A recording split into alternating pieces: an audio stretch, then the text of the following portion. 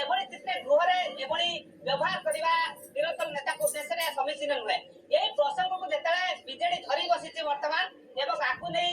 ଓଏଲକୁ ମଧ୍ୟ ଓହ୍ଲେଇଛି, ପ୍ରତିବାଦ ମଧ୍ୟ କରିଛି ଏବଂ ଦାବି କରିଛି ଆକୁ ପ୍ରୋସିଡିଂରୁ ବାଦ ଦିଆଯାଉ ଏବଂ ଏଟା ଟୋଟାଲ ଡିଲିଟ୍ କରାଯାଉ ବୋଲି ମଧ୍ୟ ସିଧାସଳଖ ମଧ୍ୟ ଅରୁଣ ସାହୁ ମଧ୍ୟ ଦାବି କରିଛନ୍ତି। ଏହି ପ୍ରସଙ୍ଗକୁ ଯେତେବେଳେ ଓହ୍ଲାଇଛି ଗୃହକୁ ଓହ୍ଲାଇଛି ବିଜୁ ଜନତା ଦଳ ଏବଂ ଗୃହ ମୁଲତବୀ ହୋଇଛି, ହୁଏତ ଆଶଙ୍କା ମଧ୍ୟ କରାଯାଉଛି ଏ ପ୍ରସଙ୍ଗକୁ ମଧ୍ୟ ଆଗକୁ ନେଇପାରେ ବିଜୁ ଜନତା ଦଳ। गवर्नर किसी करना स्पीकर किसी करना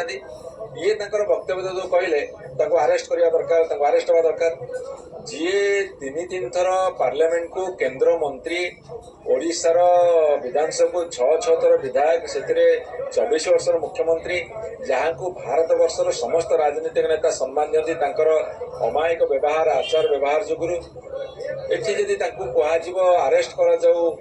मु कहली ये जो शब्द कही गिरफ कर अरेस्ट कर ताकू विवरण बाद दियो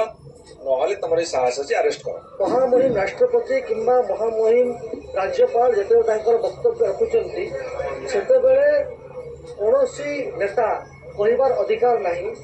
एवं स्पष्ट उल्लेख अच्छी जदि कौन नेता से समय कथा हेबे किंबा गृह को डिस्टर्ब करेंगे ताहले